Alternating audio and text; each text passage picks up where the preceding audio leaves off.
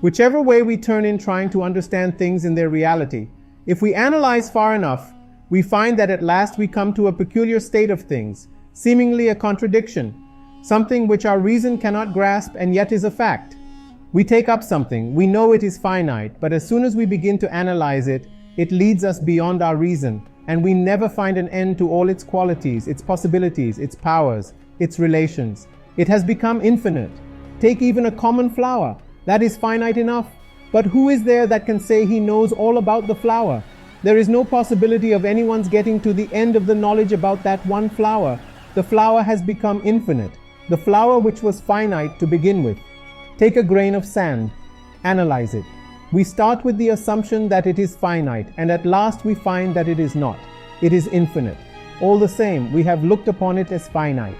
The flower is similarly treated as a finite something. So with all our thoughts and experiences, physical and mental, we may think on a small scale and grasp them as little things.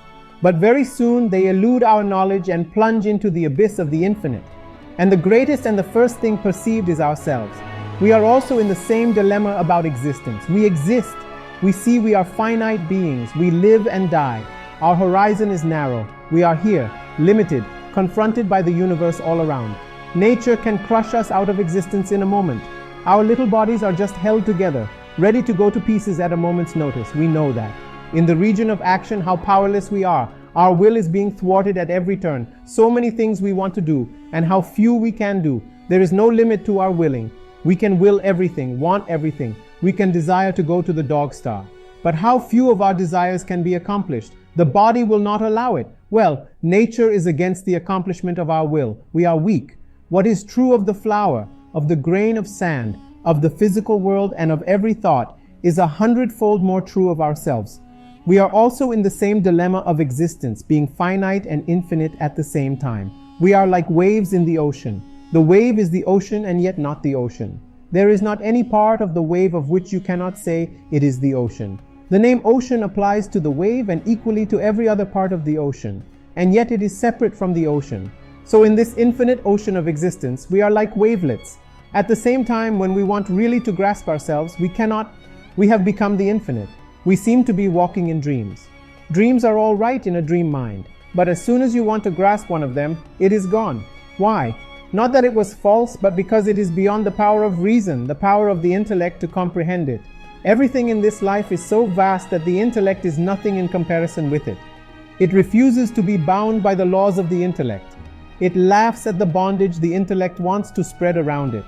And 1,000-fold more so is this the case with the human soul. We ourselves, this is the greatest mystery of the universe. How wonderful it all is. Look at the human eye, how easily it can be destroyed, and yet the biggest suns exist only because your eyes see them. The world exists because your eyes certify that it exists. Think of that mystery, these poor little eyes. A strong light or a pin can destroy them, yet the most powerful engines of destruction, the most powerful cataclysms, the most wonderful of existences, millions of suns and stars and moons and earth, all depend for their existence upon and have to be certified by these two little things. They say, nature, you exist, and we believe nature exists. So with all our senses, what is this? Where is weakness? Who is strong? What is great and what is small? What is high and what is low in this marvelous interdependence of existence, where the smallest atom is necessary for the existence of the whole? Who is great and who is small? It is past finding out. And why? Because none is great and none is small. All things are interpenetrated by that infinite ocean. Their reality is that infinite, and whatever there is on the surface is but that infinite. The tree is infinite, so is everything that you see or feel. Every grain of sand, every thought, every soul, everything that exists is infinite. Infinite is finite and finite infinite. This is our existence. Now that may be all true, but all this feeling after the infinite is at present mostly unconscious. It is not that we have forgotten that infinite nature of ours. None can ever do that. Who can ever think that he can be annihilated? Who can think that he will die? None can. All our relation to the infinite works in us unconsciously. In a manner, therefore, we forget our real being, and hence all this misery comes. In practical daily life, we are hurt by small things. We are enslaved by little beings. Misery comes because we think we are finite. We are little beings. And yet, how difficult it is to believe that we are infinite beings. In the midst of all this misery and trouble, When a little thing may throw me off my balance, it must be my care to believe that I am infinite. And the fact is that we are, and that consciously or unconsciously, we are all searching after that something which is infinite. We are always seeking for something that is free. There was never a human race which did not have a religion and worship some sort of god or gods. Whether the god or gods existed or not is no question. But what is the analysis of this psychological phenomenon? Why is all the world trying to find or seeking for a God? Why? Because in spite of all this bondage, in spite of nature, and this tremendous energy of law grinding us down, never allowing us to turn to any side, wherever we go, whatever we want to do, we are thwarted by this law, which is everywhere. In spite of all this, the human soul never forgets its freedom and is ever seeking it. The search for freedom is the search of all religions. Whether they know it or not, whether they can formulate it well or ill, the idea is there. Even the lowest man, the most ignorant, seeks for something which has power over nature's laws. He wants to see a demon, a ghost, a god, somebody who can subdue nature, for whom nature is not almighty, for whom there is no law. Oh, for somebody who can break the law. That is the cry coming from the human heart. We are always seeking for someone who breaks the law. The rushing engine speeds along the railway track, the little worm crawls out of its way. We at once say, the engine is dead matter, a machine, and the worm is alive, because the worm attempted to break the law. The engine, with all its power and might, can never break the law. It is made to go in any direction man wants, and it cannot do otherwise. But the worm, small and little though it was, attempted to break the law and avoid the danger. It tried to assert itself against law, assert its freedom, and there was the sign of the future God in it. Everywhere we see this assertion of freedom, this freedom of the soul, it is reflected in every religion in the shape of God or gods. But it is all external yet. For those who only see the gods outside, man decided that he was nothing. He was afraid that he could never be free. So he went to seek for someone outside of nature who was knowledge advanced, and he began to come nearer and nearer to that God, and at last found out that God and all the gods, this whole psychological phenomenon, connected with the search for an all-powerful free soul, was but a reflection of his own idea of himself. And then at last he discovered that it was not only true that God made man after his own image, but that it was also true that man made God after his own image. That brought out the idea of divine freedom. The divine being was always within, the nearest of the near. Him we had ever been seeking outside, and at last found that he is in the heart of our hearts. You may know the story of the man who mistook his own heartbeat for somebody knocking at the door, and went to the door and opened it, but found nobody there, so he went back. Again he seemed to hear a knocking at the door, but nobody was there. Then he understood that it was his own heartbeat, and he had misinterpreted it as a knocking at the door. Similarly, man after his search finds out that this infinite freedom that he was placing in imagination all the time in the nature outside is the internal subject, the eternal soul of souls, this reality, he himself. Thus at last he comes to recognize this marvelous duality of existence, the subject infinite and finite in one. The infinite being is also the same finite soul. The infinite is caught, as it were, in the meshes of the intellect and apparently manifests as finite beings, but the reality remains unchanged. This is therefore true knowledge, that the soul of our souls, the reality that is within us, is that which is unchangeable, eternal, ever blessed, ever free. This is the only solid ground for us to stand upon. This then is the end of all death, the advent of all immortality, the end of all misery. And he who sees that one among the many, that one unchangeable in the universe of change, he who sees him as the soul of his soul, unto him belongs eternal peace, unto none else. And in the midst of the depths of misery and degradation, the soul sends a ray of light, and man wakes up and finds that what is really his, he can never lose. No, we can never lose what is really ours. Who can lose his being? Who can lose his very existence? If I am good, it is the existence first, and then that becomes colored with the quality of goodness.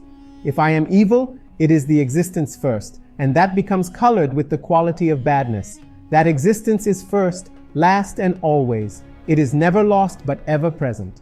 Therefore there is hope for all. None can die, none can be degraded forever. Life is but a playground, however gross the play may be. However we may receive blows, and however knocked about we may be, the soul is there and is never injured. We are that infinite. Thus sang Avedantin, I never had fear nor doubt. Death never came to me. I never had father or mother, for I was never born. Where are my foes? For I am all. I am the existence and knowledge and bliss absolute. I am it. I am it. Anger and lust and jealousy, evil thoughts and all these things never came to me, for I am the existence, the knowledge, the bliss absolute. I am it. I am it. That is the remedy for all disease, the nectar that cures death. Here we are in this world and our nature rebels against it. But let us repeat, I am it. I am it. I have no fear, nor doubt, nor death. I have no sex, nor creed, nor color. What creed can I have? What sect is there to which I should belong? What sect can hold me? I am in every sect. However much the body rebels, however much the mind rebels, in the midst of the uttermost darkness, in the midst of agonizing tortures, in the uttermost despair, repeat this once, twice, thrice, evermore. Light comes gently, slowly, but surely it comes. Many times I have been in the jaws of death, starving, footsore, and weary. For days and days I had had no food and often could walk no farther. I would sink down under a tree and life would seem ebbing away. I could not speak, I could scarcely think, but at last the mind reverted to the idea, I have no fear nor death, I never hunger nor thirst. I am it, I am it, the whole of nature cannot crush me. It is my servant. Assert thy strength, thou Lord of lords and God of gods. Regain thy lost empire, arise and walk and stop not. And I would rise up reinvigorated, and here am I living today. Thus, whenever darkness comes, assert the reality and everything adverse must vanish. For after all, it is but a dream. Mountain high, though the difficulties appear, terrible and gloomy though all things seem, they are but Maya. Fear not, it is banished. Crush it and it vanishes. Stamp upon it and it dies. Be not afraid. Think not how many times you fail. Never mind, time is infinite. Go forward. Assert yourself again and again, and light must come. You may pray to everyone that was ever born, but who will come to help you? And what of the way of death from which none knows escape? Help thyself out by thyself. None else can help thee, friend, for thou alone art thy greatest enemy, thou alone art thy greatest friend. Get hold of the self then. Stand up, don't be afraid. In the midst of all miseries and all weakness, let the self come out, faint and imperceptible though it be at first. You will gain courage, and at last like a lion you will roar out, I am it, I am it. I am neither a man nor a woman nor a god nor a demon, no, nor any of the animals, plants or trees. I am neither poor nor rich, neither learned nor ignorant. All these things are very little compared with what I am. For I am it, I am it. Behold the sun and the moon and the stars. I am the light that is shining in them. I am the beauty of the fire. I am the power in the universe. For I am it, I am it. Whoever thinks that I am little makes a mistake, for the self is all that exists.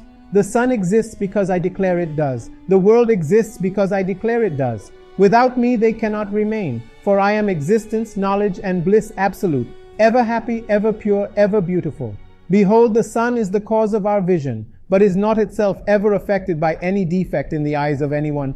Even so I am. I am working through all organs, working through everything, but never does the good and evil of work attach to me. For me there is no law, nor karma. I own the laws of karma. I ever was and ever am. My real pleasure was never in earthly things, in husband, wife, children, and other things. For I am like the infinite blue sky. Clouds of many colors pass over it and play for a second. They move off, and there is the same unchangeable blue. Happiness and misery, good and evil, may envelop me for a moment, veiling the self, but I am still there. They pass away because they are changeable. I shine because I am unchangeable. If misery comes, I know it is finite, therefore it must die. If evil comes, I know it is finite, it must go. I alone am infinite and untouched by anything, for I am the infinite, that eternal, changeless self. So sings one of our poets. Let us drink of this cup that leads to everything that is immortal, everything that is unchangeable. Fear not. Believe not that we are evil, that we are finite, that we can ever die. It is not true. This is to be heard of, then to be thought upon, and then to be meditated upon. When the hands work, the mind should repeat, I am it, I am it. Think of it, dream of it until it becomes bone of your bones and flesh of your flesh, until all the hideous dreams of littleness, of weakness, of misery, and of evil have entirely vanished, and no more then can the truth be hidden from you even for a moment. The end. So this was an interesting talk that was given by Swami Vivekananda on the Open Secret. Thank you, and make sure to subscribe to Advaita.